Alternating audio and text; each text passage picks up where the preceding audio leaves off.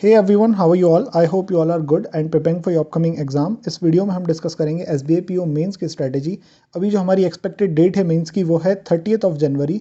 तो यदि कोई डेट आगे पीछे होती है तो वो हमें तभी पता चलेगी, लेकिन अभी यदि हम इसी डेट को कंफर्म मान के चलें तो इन 30 दिनों में हमें कैसे पढ़ाई करना है, क्वांट में किन चीज़ों पर ध्यान देना है, रीजनिंग को कैसे कवर करना है और कैसे आपको यहाँ पर सेक्शनल कट ऑफ ना होने की वजह से फ़ायदा हो सकता है। जैसे इंग्लिश में किसी का सेक्शनल कट ऑफ नहीं क्लियर होता या जीए में नहीं होता है, और इस बार तो जीए 60 नंबर की है तो उसको भी मैं आपको बताऊंगा अपने को कैसे कवर करना है एक सेपरेट वीडियो में। तो यहाँ पे क्वांट, रीजनिंग और इंग्लिश की हम बात करेंगे। देखो सबसे पहले मैं आपको वेटेज बता देता हूं। सबसे पहले इंग्लिश के लिए बात कर लेते हैं। देखो इंग्लिश में आपको मेंस में वोकेबुलरी की लिस्ट यहाँ पे मैंने क्रॉस इसलिए लिखा है कि 20-20 वर्ड्स डेली लिखोगे, 10 दिन में 200 वर्ड्स हो जाएंगे, आपको याद भी नहीं रहेंगे इतने वर्ड्स। वो काम मत करना।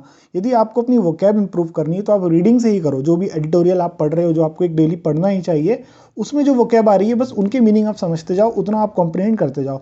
वही आपको चीज़ एग्जाम में काम आएगी। कोई स्पेसिफिक वर्ड्स आपको याद रहने वाले नहीं हैं। या तो आप रूट वर्ड्स पढ़ो या फिर जो पॉजिटिव नेगेटिव जो वर्ड्स के सेंस होते हैं, जैसे क्लोज टेस्ट अपन बनाते हैं। क्लोज टेस्ट में किसी चीज़ को क्रिटिसाइज किया जा रहा है गवर्नमेंट की, तो उसमें जो वर्ड्स यूज होंगे मोस्टली उन वर्ड्स का मीनिंग कैसा होगा, नेगेटिव मीनिंग उन वर्ड्स का निकलेगा। तो इस तरह से रूट वर्ड से और वर्ड के सेंस से कि किस वे में वो यूज़ किया जा रहा है, इस चीज़ को आप यदि समझने लगोगे तो आपकी बहुत ज़्यादा वोकैब इंप्रूव होगी और क्वेश्चंस भी सही होंगे वोकैब के। सिर्फ 20-20 वर्ड डेली द हिंदू के उठा के रटने से बेहतर है आप ये चीज़ करो। सेम चीज़ ग्रामर पे भी अप्लाई होती है। इतने सारे रूल्स हैं, कौन सा एग्जाम में आएगा नहीं पता। और आपको एक चीज़ बता दूं, जो एग्जाम में आते हैं ना क्वेश्चन, एग्जाम में क्वेश्चन ऐसा आएगा जैसे ये है क्वेश्चन 1, यहाँ पे उसने ए दिया है, बी दिया है, सी दिया है, एक सेंटेंस यहाँ पे, एक सेंटेंस यहाँ पे, एक सेंटेंस यहाँ पे।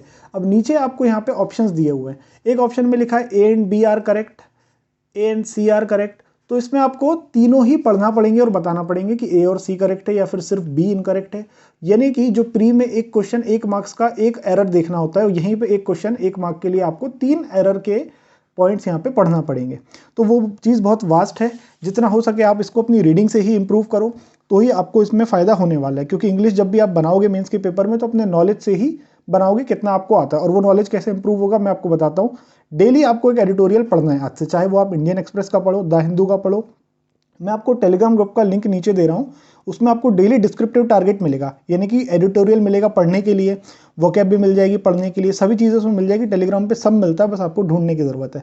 चलो एक चीज़ तो मैं आपको लिंक दे रहा हूँ, तो वहाँ से जाके आप वो ग्रुप ज्वाइन करके वहाँ से अपना डेली रीडिंग वाला टारगेट जो है पूरा कर सकते हो। और ये जो यहाँ पे आप रीडिंग करोगे ना, ये आपको हेल्प करेगी जब एग्जाम में आपको मेंस में बड़े बड़े आरसी देखने को मिलेंगे, बड़े बड़े क्लोज टेस्ट देखने को मिलेंगे, एक ही क्वेश्चन में 3-3 आपको एरर पढ़ने को मिलेंगे। तो आपकी रीडिंग फास्ट होगी, रीडिंग इंप्रूव करोगे तब जाके वहाँ पे कुछ एक अच्छा अटेम्प्ट इंग्लिश में कर पाओगे। और यही चीज़ें आपको काम आएगी जब अलग अलग टॉपिक पर करंट अफेयर्स के आप आर्टिकल्स पढ़ोगे, एडिटोरियल्स पढ़ोगे, तो वही चीज़ आप डिस्क्रिप्टिव के लिए आपकी जो है तैयार होगी। डिस्क्रिप्टिव में कोई उससे रिलेटेड इन्फ्लेशन पे कोई चीज़ आती है कि क्या फ़ायदे या क्या नुकसान है इन्फ्लेशन के, तो वो आप उस पर लिख पाओगे। यदि नॉलेज नहीं होगा उसके बारे में तो कैसे लिखोगे।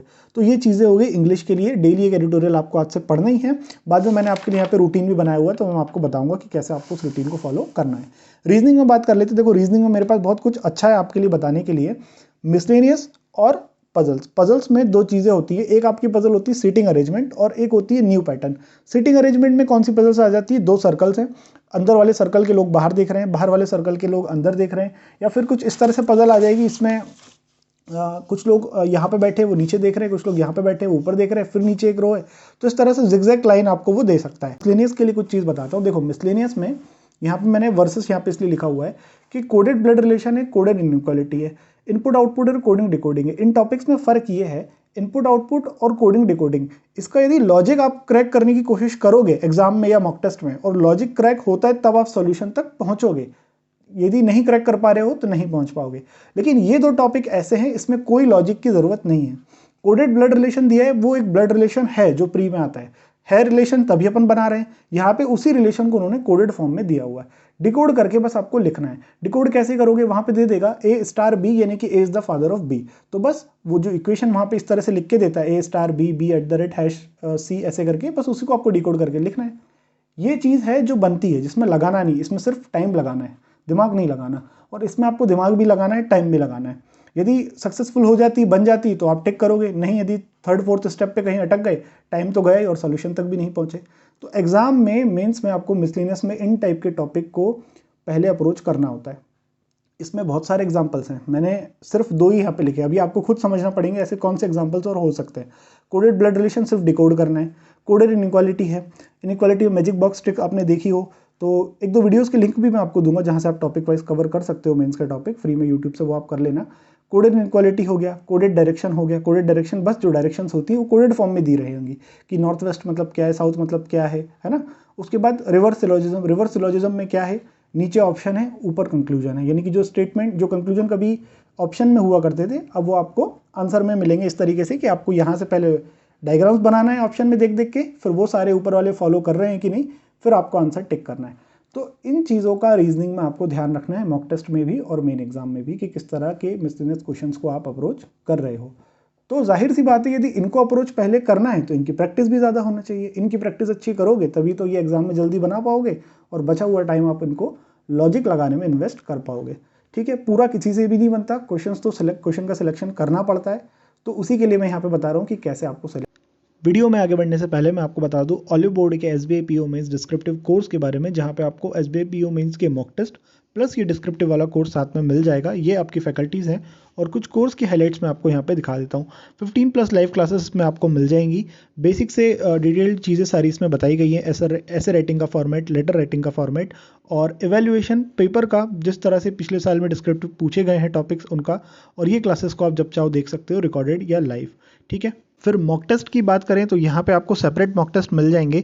यदि आप इस तरीके से परचेस करना चाहते हो विद डिस्क्रिप्टिव तो ये आपको 3998 में आफ्टर 40% डिस्काउंट आपको ये चीज़ मिल जाएगी। और सिर्फ यदि आप मेंस के मॉक टेस्ट खरीदना चाहते हो तो आपको ये प्लान अवेल करना चाहिए। यदि आप मेंस के मॉक टेस्ट प्लस सेक्शनल खरीदना चाहते हो तो ये आपको 699 में आफ्टर 10% ऑफ डिस्काउंट आपको अवेल हो जाएगा। कोड आपको यूज़ करना है LOUNCH लॉन्च। ठीक है, इन सभी कोर्सेज का लिंक मैं आपको डिस्क्रिप्शन में दे रहा हूँ और कमेंट में पिन कर रहा हूँ, वहाँ से जाके आप इनको चेक कर सकते हो। अब आ जाते हैं क्वांट में। देखो क्वांट में सबसे पहले मैंने आपको 2 वीडियो के लिंक दिए हैं डिस्क्रिप्शन में, वो दोनों वीडियो 2021 और 2020 के मेमोरी बेस्ड क्वांट के पेपर हैं SBI PO मेंस के, वो दोनों जाके आप देख लो किस तरह से क्वेश्चंस आते हैं, DIs कैसी आती, कितनी लॉजिकल कितनी कैलकुलेटिव होती है, तो थोड़ा आपको एक आइडिया लग जाएगा।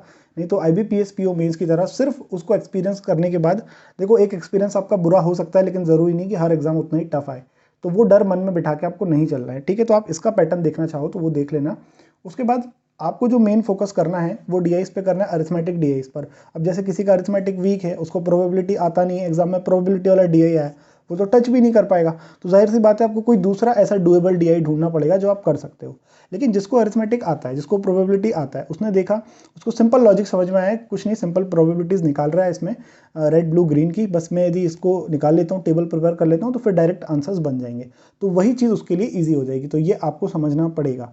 यदि आप टॉपिक्स अभी तक स्किप करते आए हो तो वो चीज़ आपके लिए सही नहीं है। आशीष सर का आप कल का पहले ही कोर्स की पहली ही क्लास देखोगे तो उन्होंने 2-3 DI जो कराई हैं SBI PO मेंस के बैच में, वो प्रोबेबिलिटी बेस्ड ही कराई है। मतलब तो आप तो पहली क्लास देख के ही छोड़ दोगे इस हिसाब से, तो ऐसा नहीं करना है। Input based DI SBI PO mains में आती हैं, तो ये चैप्टर्स आपको प्रिपेयर करना है। आपके पास अभी टाइम है, एक एक दिन आप दो, बोटनी स्ट्रीम को एक दिन दो, आप स्पीड टाइम डिस्टेंस को एक दिन दो, अपने बेसिक्स क्लियर करो। और उम्मीद करता हूँ आप ये वीडियो देख रहे हो तो इतनी चीज़ें तो आपने कर ही ली होगी, तो इन DI पे आपको फोकस करना है। बेसिकली ये आपको मैं बता रहा हूँ।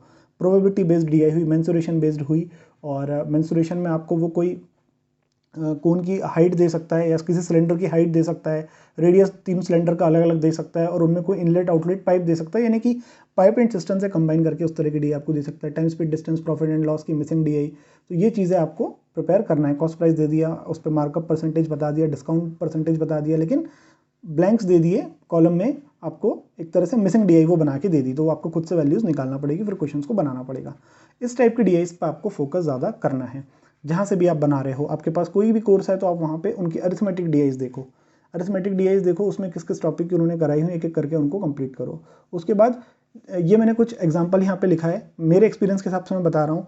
इनकी जो क्लासेस होती हैं, आपको अलजेब्रा वेरिएबल बेस्ड DIs देखना है ज़्यादा, जहाँ पे वेरिएबल्स पे काम करवा रहे हो, तो इस तरह की चीज़ें देखने में यदि आप कंफर्टेबल हो, उनसे आपको डर नहीं लगता है वेरिएबल से, तो आप बढ़िया हर्षल सर की क्लास देख सकते हो। और यदि आपको विदाउट एक्स लेकर विद लॉजिक क्वेश्चंस को बनाना चाहते हो तो फिर आप आशीष सर की क्लास देखो। जब दोनों देखोगे ये दोनों चीज़ ना, तो आपको डिफरेंस समझ में आएगा कि क्या डिफरेंस है, दोनों किस तरह से क्वेश्चंस को करवाते हैं।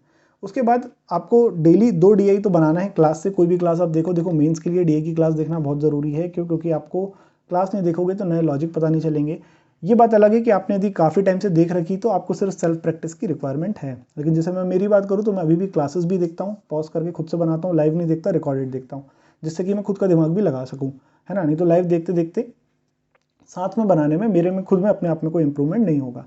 तो ये चीज़ आपको करना है, 2 आप सेल्फ प्रैक्टिस करो, 2 आप क्लास से बनाओ, ठीक है। उसके बाद मैं आपको बता देता हूँ मॉक की क्या स्ट्रैटेजी होना चाहिए। मॉक की स्ट्रैटेजी ये रखो, यदि फुल 10 मॉक्स भी आप विद टाइमर लगा लेते हो अगले 30 दिन में तो वो मोर देन इनफ है, सफिशिएंट है, बहुत ज़्यादा। बाकी प्रैक्टिस आप सेक्शनल मॉक से करो और कुछ मॉक सबमिट करके अपनी प्रैक्टिस के लिए सिर्फ उनको बनाओ, ठीक है। 10 मॉक तो आपको मिलते हैं किसी भी साइट पे, तो आपको मैं हमेशा कहता हूँ किसी 2 साइट के मॉक रखना है, तो 10 + 10 आपके पास 20 हो जाएंगे। तो वैसा वर्षा आप उसको यूज़ करो, 5-5 दोनों से लगाओ, सबमिट करके 5-5 दोनों से लगाओ विद टाइमर। तो इस तरह से आपको बनाना है, एक वीक में 2 या एक वीक में 1 भी लगाओगे तो भी चल जाएगा। आगे अगले कुछ 1-2 दिन, 1-2 हफ्ते बाद आप एक वीक में 2 या 3 लगा सकते हो जब आपका एग्जाम पास आएगा, ठीक है। और कोई भी 2 सोर्स आपको प्रेफर करना है, यहाँ पे मैंने लिख दिए हैं सोर्सेस। उसके बाद चलते हैं डेली रूटीन पे। तो डेली रूटीन में आपको ये सारी चीज़ें करना है। रूटीन आप देख लो, समझ लो, पढ़ लो, स्क्रीनशॉट लेना चाहो तो ले लो। एक अरिथमेटिक का टॉपिक डेली रिवाइज करते चलना है और करंट अफेयर्स में इन चीज़ों पर, इन न्यूज़ पर ज़्यादा आपको फोकस करना है, इनसे रिलेटेड जो न्यूज़ बनती हैं। और बैंकिंग अवेयरनेस और सीए डेली का दोनों कवर करते चलो अभी से। और मेंस की रीजनिंग को टॉपिक वाइज एक एक टॉपिक करते जाओ डेली उठा के, जैसे मैंने आपको अभी बताया पीछे रीजनिंग के लिए। तो एक एक टॉपिक उठा के एक एक दिन में कवर करते जाओ, फिर उसकी प्रैक्टिस आप मॉक से या पीडीएफ से करते जाओ। 2 मेंस डीआई किसी भी क्लास से और 2 सेल्फ प्रैक्टिस से। एडिटोरियल रीडिंग 30 मिनट्स से 45 मिनट्स देना ही है डेली। लिंक मैंने आपको ग्रुप का दे दिया है नीचे, वहाँ से जाके डेली एडिटोरियल डाउनलोड करो, उसको रीड करो। तो यही आपकी अगले 30 दिन तक स्ट्रैटेजी होने वाली है। इसको रिलीजियसली आप फॉलो करो। मैं खुद भी इसको फॉलो करूँगा। मुझे पता है कि बीच में एसबीआई क्लर्क मेंस भी है, एफसीआई का प्री भी है। तो देखो स्मार्टली आपको उसको मैनेज करना पड़ेगा।